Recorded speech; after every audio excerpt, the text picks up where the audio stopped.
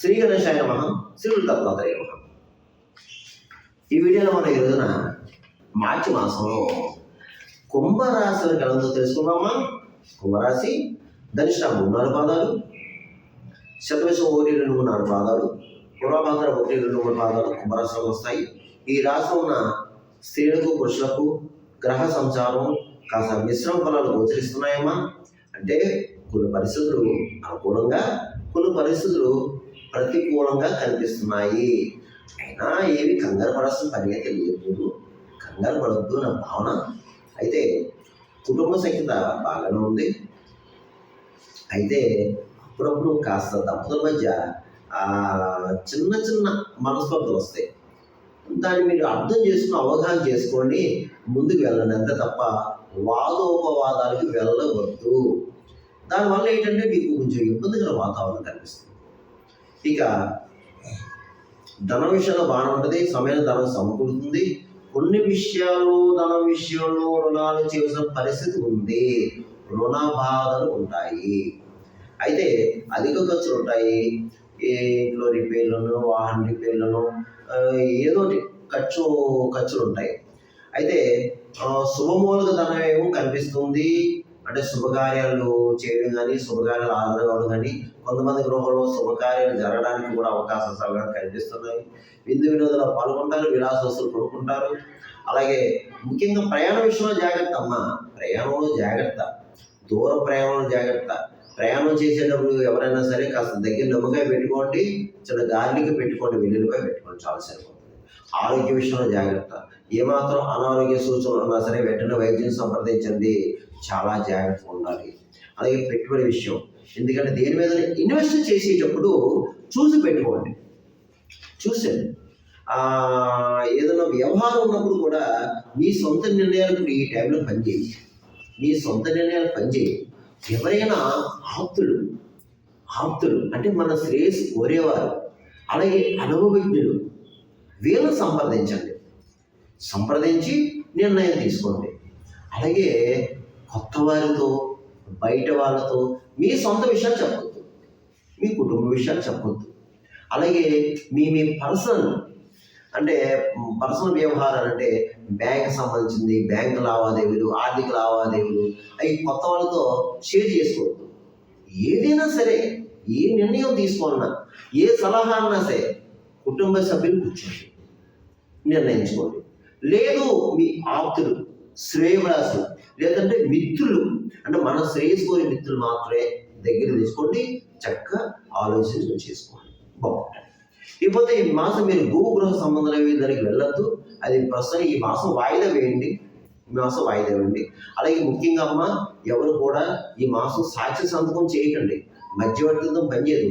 సాక్షి సంతకం చేయడం, అలాగే మధ్యవర్తిత్వం, అలాగే అబద్ధం సాక్ష్యం చెప్పడం, అలాగే గురువుని బ్రాహ్మణుని దూషించడం, ఇష్టానుసారంగా పెద్దలను అగౌరవపరచడం, మీ నోటికి ఎంత వస్తే అంత మాట్లాడడం, ఇలాంటివి చేయొద్దు. చాలా జాగ్రత్తగా ఉండండి. మీరు ఏ నర్సరీలో ఉన్నారు, చాలా జాగ్రత్తగా ఉన్నారు, ఒళ్ళు దగ్గర పెట్టుకుని ఉండాలి. కానీ మీ పనులు చేసుకోండి, న్యాయంగా ఉండండి, న్యాయబద్ధంగా ఉండండి, ధర్మబద్ధంగా ఉండండి, అడుగు ముందుకేయండి. మీ జీవనాన్ని పాడు చేసుకోవద్దు. ఎందుకంటే జీవన విధానం బాగుంది ఇక్కడ, వృత్తిపరంగా బాగుంది ఇక్కడ. మిగతా విషయాలు ఏదైనా మీకు వృత్తిపరంగా బాగుండమా గోచారిచ్చా. మీ వృత్తిని పాడు చేసుకోవద్దు, జీవనాన్ని పాడు చేసుకోవద్దు. ఎవ్వరు కూడా మీ జీవన విధానాన్ని పాడు చేసుకోవద్దు. మీ పని మీరు చేసుకోండి. ఇతరుల విషయం జోక్యం కలిగించవద్దు, జాగ్రత్తగా ఉండండి.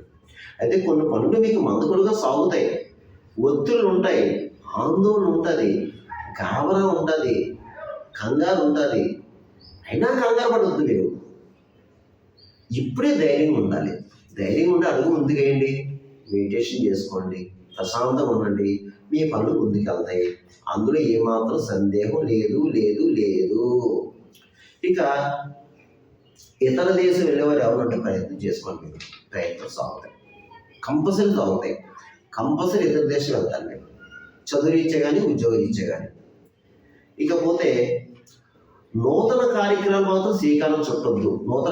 ఈ కార్యక్రమం ఏం పెట్టుకోవద్దు. మీరు సెటిల్మెంట్ కూడా ఏమవుతుంది. ఇప్పుడు ఉన్నదాన్ని ఏదో నడిపించండి అంతే. ఇకపోతే రియల్ ఎస్టేట్ రంగంలో వరకు మీరు కష్టపడాలని మీకు ఈ మాసం అంటే మీకు కొంచెం మిశ్రమ ఫలాలు కనిపిస్తున్నాయి.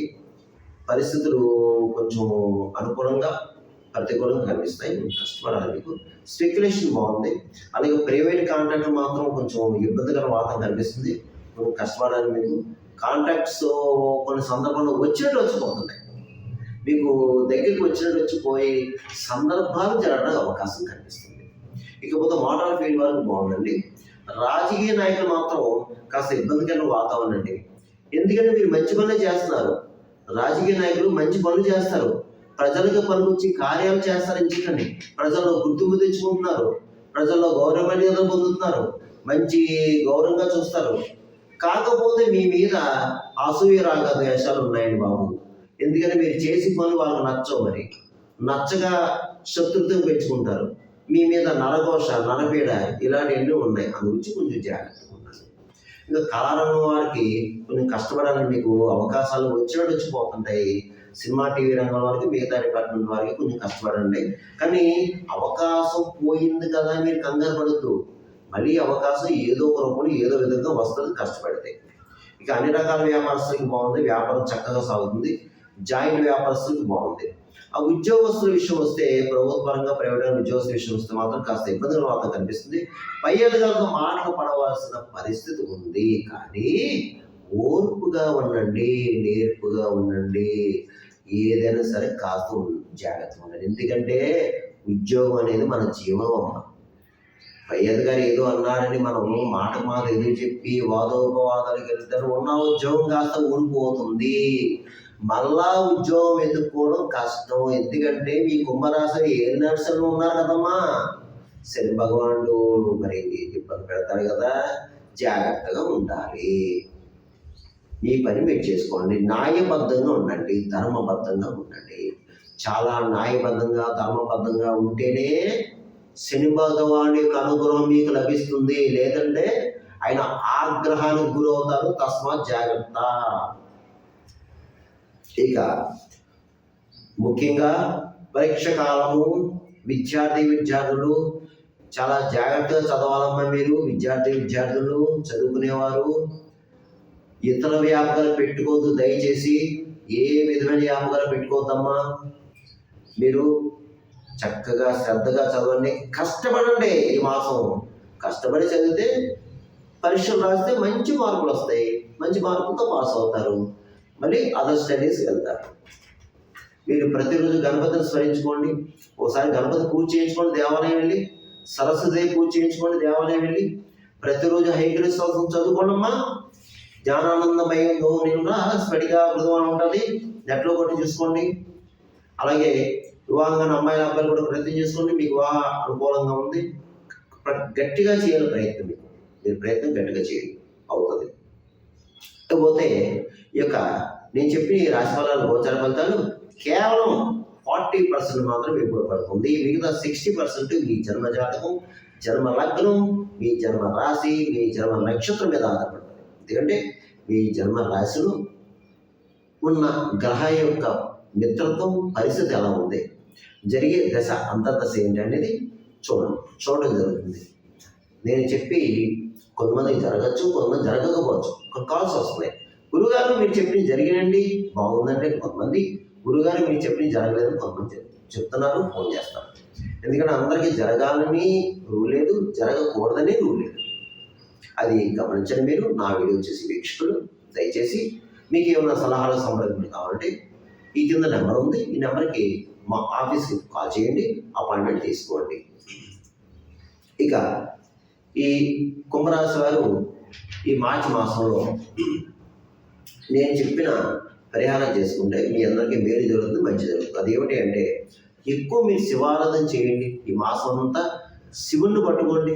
ఆ మహాశివుని పట్టుకొని, ఆ మహాదేవుని పట్టుకొని మీరు ఎక్కువ శివాలయాల అభిషేకాలు ప్రతి సోమవారం వీలైతే సోమవారం రోజున ఉదయం 7:30 నుంచి 9 గంటల మధ్యలో రాహుకాలం టైంలో అభిషేకం చేయించుకోండి. ఆ రాహుకాలం గంటన్నర ఉంటుంది. శివాలయంలో వెళ్ళడం, ప్రదర్శన చేయడం, అభిషేకం చేయించుకోవడం, అక్కడికి వచ్చి ఓం నమః శివాయ మంత్రాన్ని చేసుకోవడం, కాలభైరవ అష్టకం చదువుకోవడం చేసుకోవాలి. అలాగే పక్కన అమ్మవారు ఉంటారు, కుంకుమ చేర్చుకోండి. అభిషేకం అయిన తర్వాత స్వయంపాకం ఇవ్వండి అయ్యగారికి. ఆ శివాలయం అర్చక స్వామివారికి స్వయంపాకం ఇవ్వండి. ఏముంది, బియ్యం, ఉప్పు, పప్పు, ఆయిలు, కాయగూరలు, ఆకుకూరలు వగేర వగేర యథాశక్తి దక్షిణ అని ఆశీస్ తీసుకోండి చాలు. అలాగే ఒక శనివారం శని భగవానికి తైలాభిషేకం చేయించుకోండి. శని భగవాన్ తైలాభిషేకం చేయించుకోండి. వీలైతే శని క్షేత్రం దర్శించుకోండి. స్వయంభూ శని క్షేత్రాలు ఏదైనా ఉంటే దర్శించుకోండి మీకు అవకాశం ఉంటే. లేదంటే మీ ఊళ్ళోనే నవగ్రహాలు శని భగవాన్ దగ్గర దండం పెట్టుకోండి, ప్రదక్షిణ చేయండి. ఇక మీరు వీలైతేనమ్మా మీకు దగ్గరలో అయ్యప్ప స్వామి దేవాలయం అంటే వెళ్ళి దర్శించుకోండి అమ్మా. శనివారం బుధవారం అయ్యప్ప స్వామి దేవాలయం దర్శించుకోండి. ఏమిటి అన్నట్టు కాస్త దండం పెట్టుకోండి. స్వామి శనవయ్యప్ప అనండి. అయ్యా అయ్యప్ప స్వామి దేవాలయం మాకు దగ్గరలో లేదండి అయ్యా, పరిస్థితి ఏమిటి? అప్పుడు స్వామిని స్మరించుకోండి, మనసులో స్మరించుకోండి. ఓం శ్రీ స్వామి శనవయ్యప్ప అని స్మరించుకోండి చాలు. దీనివల్ల మీకు ఉన్న ఏనా శని ప్రభావం తగ్గుముఖం పడుతుంది. శని భగవానుడు శాంతిస్తాడు, అందులో ఏమాత్రం సందేహం. ఇక ఇంకా ఎక్కువ బాధపడేవారు, సకల శత్రు రోగ రుణబాధ ఉన్నవారు మాత్రం అవకాశం ఉన్నవారు శివాలయంలో ఏకాదశి రుద్రాభిషేకం చేయించుకోండి. అవకాశం ఉన్నవారు అక్కడ అయ్యగారిని సంప్రదించి అర్చక స్వామిని ఏకాదశి రుద్రాభిషేకం చేయించుకోండి. తర్వాత శనివారం రోజున విష్ణాలయ దర్శనం చేసుకోవడం, అలాగే గోవిందనామాలు చెప్పుకోవడం, గోవిందుని తలుచుకోవడం, ఇవి చేసుకోండి. ఇక గోవుకు ఆహారం పెట్టండి, గడ్డి వేయండి. అలాగే కాకులు ఉన్న ప్రదేశంలో దీపాన్నం పెట్టండి. పిచ్చుకలు ఉన్న ప్రదేశంలో ధాన్యం వేయండి. అలాగే పావురాలకి జొన్నలు వేయండి. అలాగే కుక్కలకి బిస్కెట్లు, బ్రెడ్ పెట్టండి. భిక్షగాలకు ముఖ్యంగా భిక్షగాలు, ఫిజికల్ హ్యాండిక్రాఫ్ట్స్, గుడ్డివారు, ఇలాంటి వాళ్ళు మీకు తారసపడితే వారికి ఆహారం పెట్టండి. వీలైతే గుప్పెడు అన్నం పెట్టండి అమ్మ. లేదు ఒక పండు, ఒక పెనము, ఒక బ్రెడ్ ఇచ్చి ఎంతో కొంత దానాన్ని ఇవ్వండి. అలాగే మీకు ఎక్కడైనా అన్నదానాలు జరుగుతుంటాయి, అన్నదానంలో పాల్గొనండి. అన్నదాన నిమిత్తం ఎంతో కొంత ఇవ్వండి. ఇకపోతే మీరు ఈ మాసం ఉంటా న్యాయబద్ధంగా ఉండి, మీరు ధర్మబద్ధంగా ఉండి భగవంతుడిని స్మరించుకోవడం, భగవంతుడి యొక్క ఆరాధన చేసుకోవడం చేయండి. వీలైతే ఏదన్నా పుణ్యక్షేత్రం వెళ్ళడానికి ప్రయత్నం చేయండి. పుణ్యక్షేత్రం వెళ్ళడానికి ప్రయత్నం చేయండి వీలైతేనే. లేదంటే ఎక్కువ శివనామస్మరణ, హరినామస్మరణ చేసుకోండి. శివనామస్మరణ, హరినామస్మరణ చేసుకుంటే మీకు మంచి జరుగుతుంది. ధైర్యంగా ఉండండి, అడుగు ముందుకు వేయండి. కుంభరాశి వారికి ఏవి కంగారు పడద్దు. సరే, నా శుభభవతు స్వస్తి.